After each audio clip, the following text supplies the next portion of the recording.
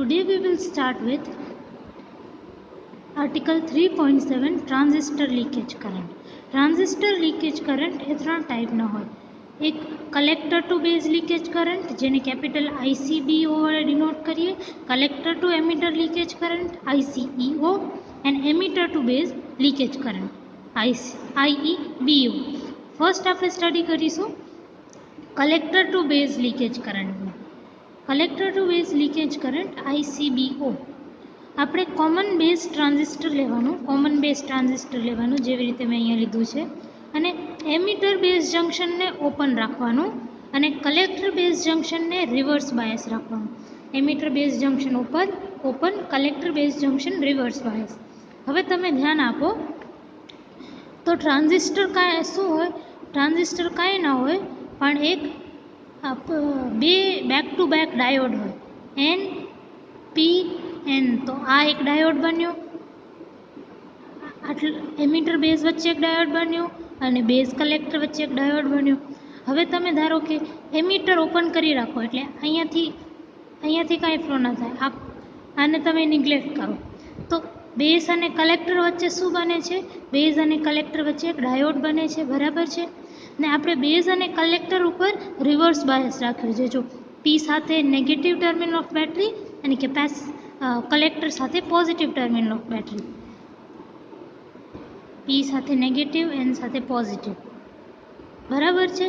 તો હવે તમને ખબર છે કે રિવર્સ બાયસમાં એવું નથી કે જરાય કરંટ ફ્લો નથી થતો. માઇક્રો એમ્પિયરમાં થોડોક કરંટ ફ્લો થાય છે. કોના કારણે? તો જે માઇનોરિટી ચાર્જ કેરિયર્સ છે એના કારણે. આ Nમાં છે, Nમાં મેજોરિટી ઇલેક્ટ્રોન્સ છે અને Pમાં મેજોરિટી હોલ્સ છે. તો રિવર્સ બાયસ છે તો મેજોરિટી હોલ્સ અને મેજોરિટી ઇલેક્ટ્રોન્સ કારણે તો કરંટ ફ્લો થશે નહીં. તો કોના કારણે થશે? Nમાં પણ માઇનોરિટી ચાર્જ કેરિયર્સ હોય છે. Nમાં માઇનોરિટી ચાર્જ કેરિયર્સ છે હોલ્સ અને Pમાં માઇનોરિટી ચાર્જ કેરિયર્સ છે ઇલેક્ટ્રોન્સ. તો આ હોલ્સ આમ બાજુ જશે, માઇનોરિટી ચાર્જ કેરિયર્સ આમ, આ રીતે કરંટ ફ્લો થશે. કલેક્ટર ટુ બેઝ આ રીતે, જો આ રીતે કરંટ ફ્લો થશે. આ જે માઇનોરિટી ચાર્જ કેરિયર્સ કારણે જે કરંટ ફ્લો થાય છે એને આપણે આ કેસમાં લીકેજ કરંટ કીધું છે. શું કીધું છે? Leakage current. તો આ એક્સપ્લેન કરે છે collector to base leakage current. કલેક્ટરથી બેઝમાં જતો લીકેજ કરંટ. જો ICBO, collector to base leakage current. તો કલેક્ટર ટુ બેઝ લીકેજ કરંટને ડિફાઇન કરવું હોય તો તમે કેવી રીતે ડિફાઇન કરો કે when the emitter is open circuited and collector base junction is reverse biased, then small current flows from the base to collector. This current is called collector to base leakage current and it is denoted by ICBO.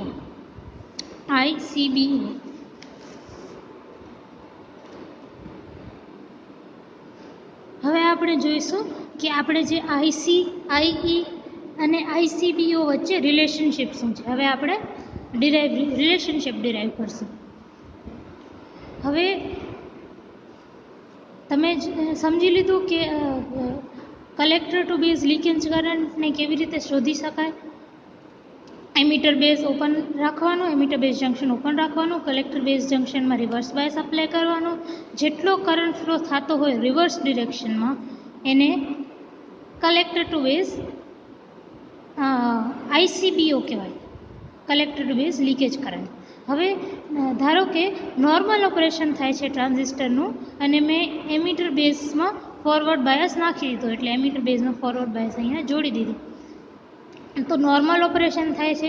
તો normal ઓપરેશનમાં તમે અહીંયા આમ current આપશો, bias આપશો તો collector બેઝમાં અહીંયા કલેક્ટરમાં જે કરંટ છે કલેક્ટર બેઝ જંક્શનમાં આ વાયરમાં એ બે કારણોસર હશે.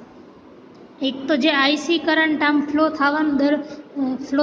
થતો હોય છે IC, તમને ખબર છે ને અહીંયાથી IE ફ્લો થાય, અહીંયાથી IB ફ્લો થાય ને આ IC ફ્લો થાય. તો કલેક્ટરમાં આ કલેક્ટર રિજનમાં બે ટાઈપના કરંટ છે. એક તો IC છે અને એક જે રિવર્સમાં ICBO હમણાં તમને જે માઇનોરિટી ચાર્જ કેરિયર્સ કારણે છે એ સમજાવ્યું. તો આ બે છે અને બંને રિવર્સ ડાયરેક્શનમાં છે. તો ટોટલ કલેક્ટરમાં કરંટ કેટલો હશે? IC minus આઈસીબીઓ. આઈસી અને આઈસીબીઓ ઊંધા ઊંધા જાય છે. જો અહીંયા લખ્યું છે, when the transistor is in collector base mode, that is common base mode. When the transistor is in common base mode, that is when the emitter base junction is forward bias and collector base junction is reverse bias, then IC જે છે કલેક્ટરમાં current, it is due to a part of IE that reaches the collector. એટલે જે IE આમ IE આવે છે એ થોડુંક IB માં જાય છે અને પછી પ્લસ થોડુંક IC માં જાય છે. તો એ IC હશે અને બીજો IC is also due to collector base leakage current, that is IC minus ICBO. હવે તો સીબી મોડ એટલે કોમન બેઝ કોન્ફિગરેશનમાં કરંટ એમ્પ્લિફિકેશન ફેક્ટર શું હતું? આલ્ફા હતું. કોમન એમિટરમાં બીટા હતું, કોમન કલેક્ટરમાં ગામા હતું. તો કોમન બેઝનું current amplification factor alpha is equal to IC minus IE હોય. હવે આપણે અહીંયા જોયું કે અગર આપણે લીકેજ કરંટને ધ્યાનમાં રાખીએ તો કલેક્ટરમાં કરંટ કેટલો છે? ખાલી આઈસી નથી, આઈસી માઇનસ આઈસીબીઓ છે. તો alpha is equal to IC minus ICBO divided by IE. બરાબર છે? તમે લાસ્ટ લેક્ચરને ધ્યાનમાં રાખજો કે current amplification factor alpha is equal to IC by IE યાદ હોય તો. ખાલી મેં આઈસીને આપણે ખબર પડી કે એકચ્યુઅલમાં કરંટ આઈસી માઇનસ આઈસીબીઓ છે, તો અહીંયા આઈસી માઇનસ આઈસીબીઓ લખ્યું છે. હવે મેં આને સિમ્પ્લિફાય કરી લીધું. આલ્ફા આઈઈને આઈસીને સબ્જેક્ટ બનાવી લીધું ઇક્વેશનનો. તો આલ્ફા આઈઈ પ્લસ આઈસીબી આ મારી ઇક્વેશન 1 છે. હવે આલ્ફા આઈઈની જગ્યાએ તમને ખબર છે એક ફંડામેન્ટલ રિલેશન મેં તમને યાદ રાખવાનું કીધું હતું કે IE is equal to IB plus IC always. તો મેં અહીંયા આઈઈની જગ્યાએ આઈબી પ્લસ આઈસી સબસ્ટિટ્યૂટ કર્યું. નેક્સ્ટ જે છે મેં આઈસીને આઈસી 1 માઇનસ આલ્ફા આઈસીને આ બાજુ લઈ ગઈ તો આ ઇક્વેશન આવ્યું. પછી મેં આઈસીને સબ્જેક્ટ ઓફ ઇક્વેશન ફરીથી બનાવતા 1 માઇનસ આલ્ફાને નીચે લઈ ગઈ.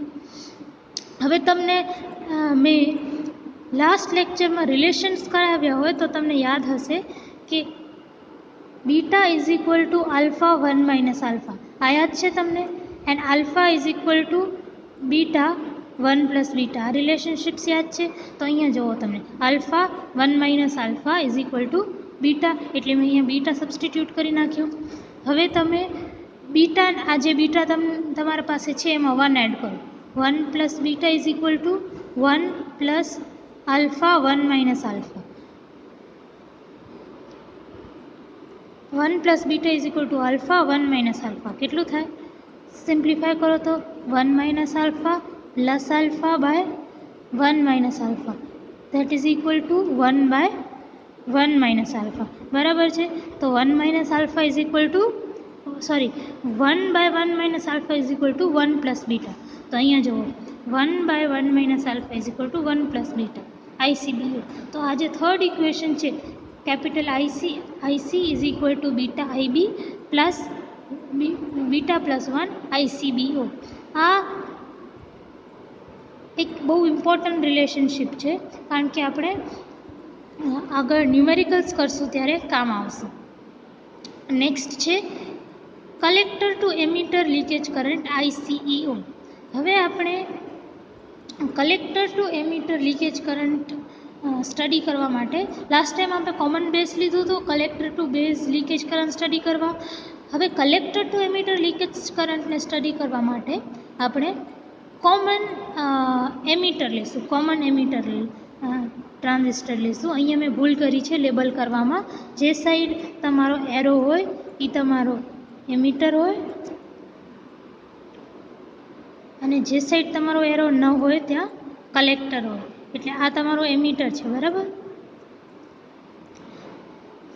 તો આને સ્ટડી કરવા માટે આપણે સેમ કલેક્ટર બેઝની જેમ આપણે અહીંયા એમિટર બેઝ ટુ એમિટર જંક્શનને ઓપન રાખશું.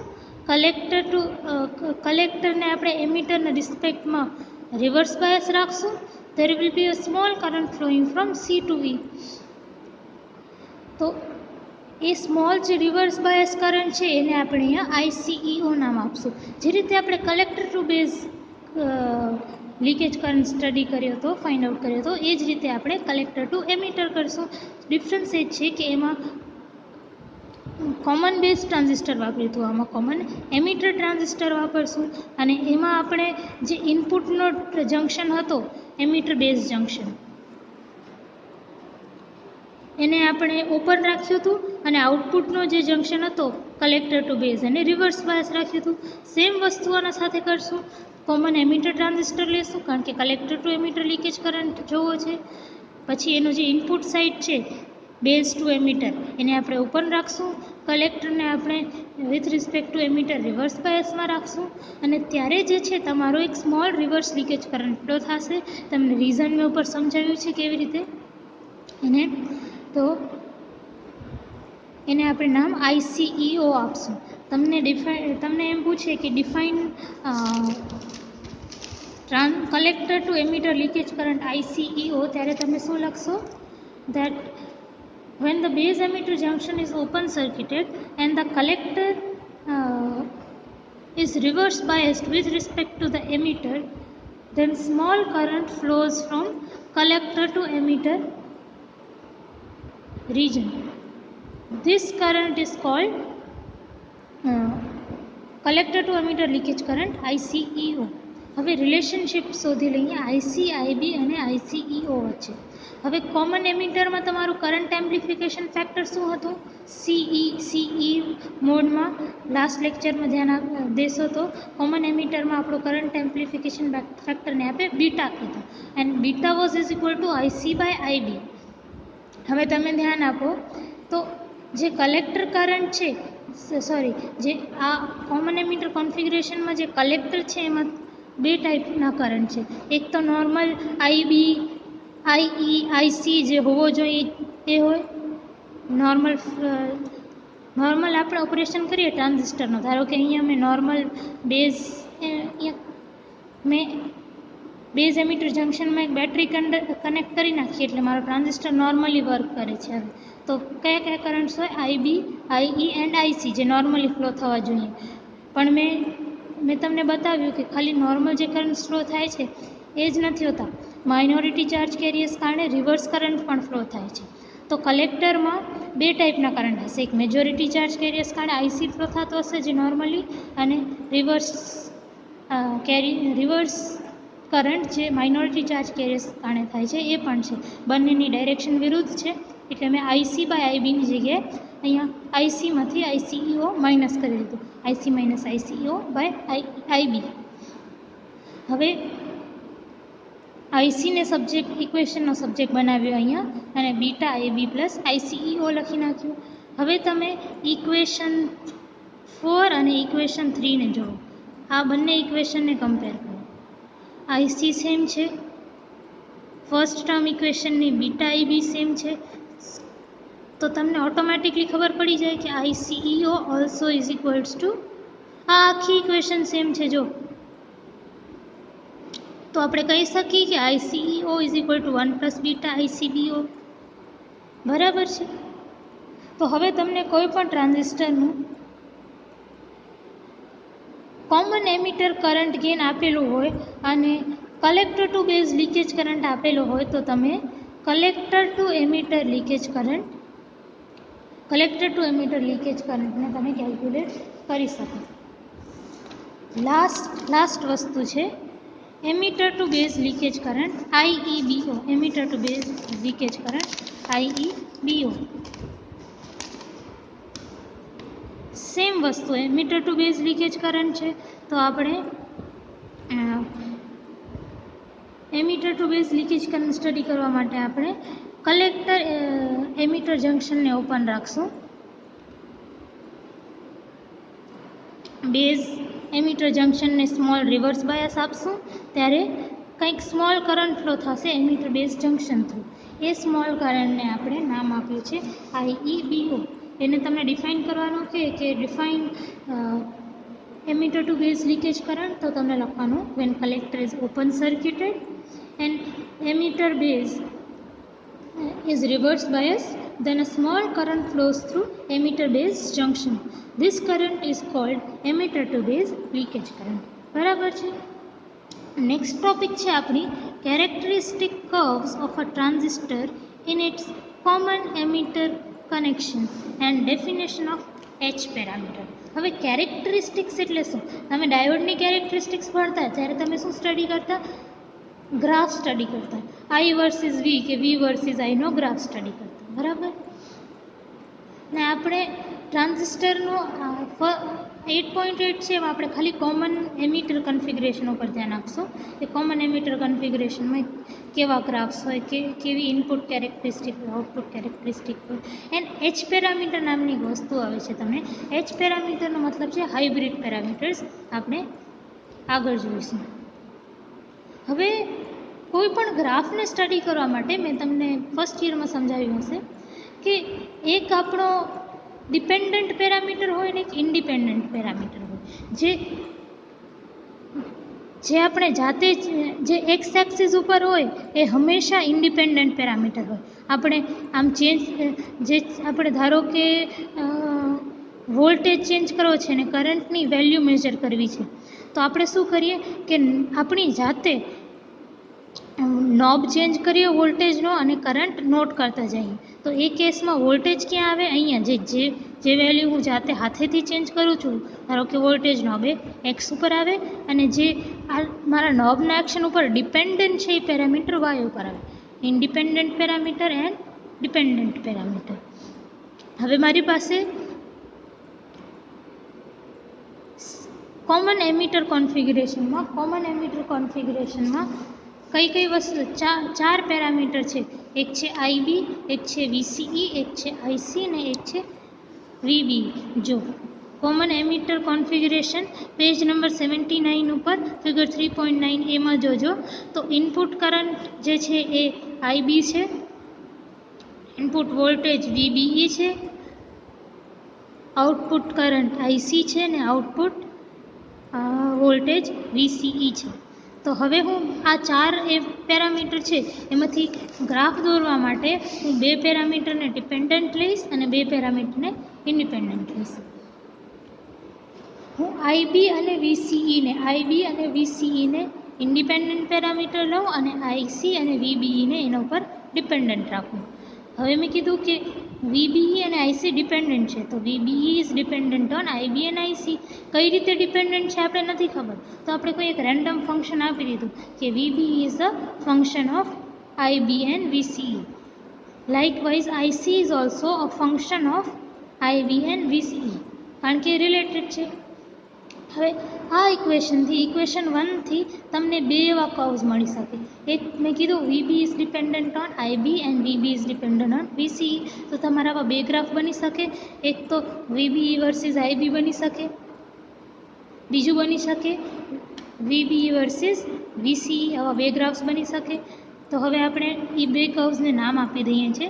જે વીબીઈ વર્સિસ આઈબી કર્વ બને છે, વીબીઈ વર્સિસ આઈબી કર્વ, એને આપણે ઇનપુટ કેરેક્ટરિસ્ટિક્સ નામ આપીએ. વીબીઈ વર્સિસ આઈબી કર્વ મેળવતી વખતે આપણે વીસીઈને કોન્સ્ટન્ટ રાખીએ છીએ. અહીંયા બ્રેકેટમાં વીસીઈ સાઈડમાં લખ્યું એનો મતલબ વીબીઈ વર્સિસ આઈબી કર્વ મેળવીએ છીએ ત્યારે જ્યારે વીસીઈ કોન્સ્ટન્ટ હોય ત્યારે એને ઇનપુટ કેરેક્ટરિસ્ટિક કહેવાય.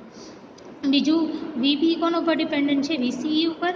તો ગ્રાફ વીબીઈ વર્સિસ વીસીઈનો પણ થઈ શકે. ત્યારે શું કોન્સ્ટન્ટ રાખવું પડે?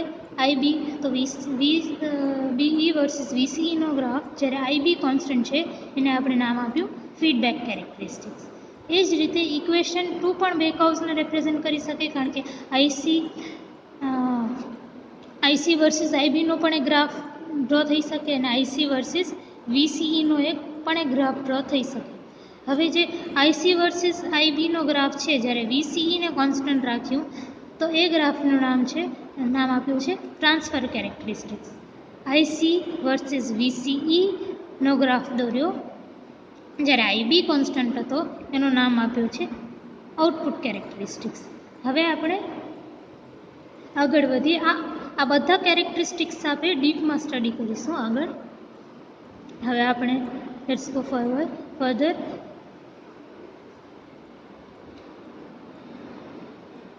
વીબીઈ જે છે મેં ફરીથી કીધું જે વીબીઈ છે એ આઈબી અને વીસીઈ ઉપર ડિપેન્ડન્ટ છે, આઈબી અને વીસીઈ ઉપર ડિપેન્ડન્ટ છે. તો હવે એનો પાર્શિયલ ડેરિવેટિવ લખવો હોય તો હું શું લખું? dVBE is equal to del VE by VBE by del IB into dIB plus del VEB by del CE dVCE. હવે તમે જુઓ તો મેં આઈબી અને વીસીઈના સંદર્ભમાં એક પાર્શિયલ ડેરિવેટિવ ઇક્વેશન લખી છે, કારણ કે વીબીઈ જે છે આઈબી અને વીસીઈ ઉપર જ ડિપેન્ડ કરશે. લાઇકવાઇઝ આઈસી જે છે, IC is also function of IB and VCE. તો એ જ રીતે મેં આનો પાર્શિયલ ડેરિવેટિવ ઇક્વેશન લખ્યો, del IC by del IB dIB plus del IC by del VCE dVCE. બરાબર છે. તો તમને આ 1, 2, 3, 4 પાર્શિયલ ડેરિવેટિવ્સ દેખાય છે.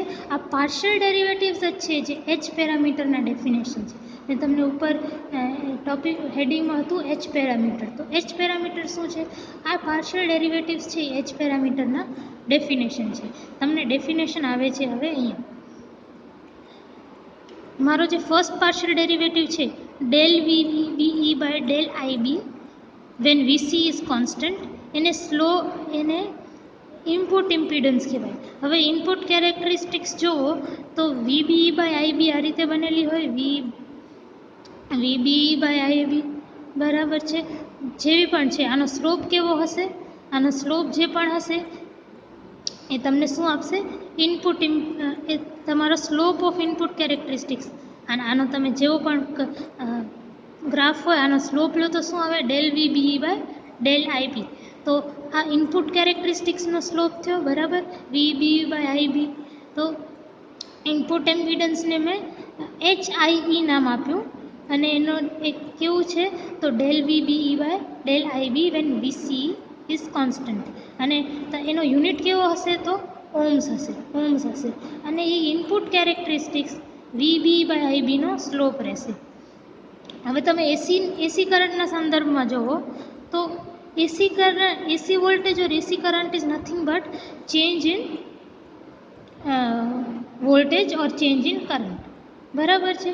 તો ડેલ વીબીઈની જગ્યાએ સ્મોલ વીબીઈ લખ્યું which means AC voltage BE, અને ડેલ આઈબીની જગ્યાએ સ્મોલ આઈબી લખ્યું છે, દર્શાવે છે કે આ એસી છે. બરાબર.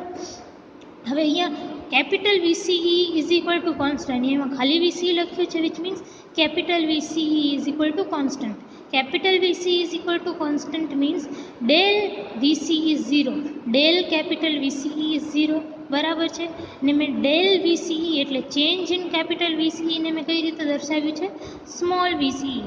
તો del VCE is 0, del capital VCE is 0 which means small VCE is 0. હવે તમે small VCE is equal to 0 પર ધ્યાન આપો. આ ક્યારે આવે છે? જ્યારે એસી કરંટના સંદર્ભમાં વાત કરીએ આપણે. તો તમને યાદ હોય કે જ્યારે મારી સર્કિટ શોર્ટ સર્કિટેડ રહેતી તો વોલ્ટેજ ઝીરો રહેતો અને કરંટ ઇન્ફાઇનાઇટ રહેતો. અને જ્યારે મારી ઓપન સર્કિટ રહેતી ત્યારે કરંટ ઝીરો રહેતો અને વોલ્ટેજ ઇન્ફાઇનાઇટ રહેતો. તો એસી કરંટના સંદર્ભમાં ઇનપુટ ઇમ્પિડન્સ HIE કેવી રીતે ડિફાઇન કરી શકાય? This is input impedance when the output is short circuited. એટલે આ ઇનપુટ ઇમ્પિડન્સ ત્યારે જ્યારે આઉટપુટ શોર્ટ સર્કિટેડ હોય. તમે અહીંયા જુઓ તો it is the input impedance એટલે input voltage by input current VBE by IB when the output is short circuited. VCE અહીંયા શોર્ટ સર્કિટ કરવાનો છે. VCE is equal to 0. આ શોર્ટ સર્કિટ. તો અહીંયા શું લખ્યું સમજાણો? Input impedance with the output short circuited. Same વસ્તુ છે રિવર્સ વોલ્ટેજ રેશિયો. નેક્સ્ટ છે રિવર્સ વોલ્ટેજ રેશિયો, જેને આપણે HRE વડે દર્શાવીએ છીએ. That is del VE by del VCE when IB is constant. આવાળો આની કોઈ યુનિટ નથી કારણ કે બંને ઉપર નીચે વોલ્ટેજ જ છે. અને તમે VBE બાય VCE નો ગ્રાફ દોરો, VBE બાય VCE નો ગ્રાફ દોરો તો આનો જે સ્લોપ આવે એ del VBE by del VCE હશે.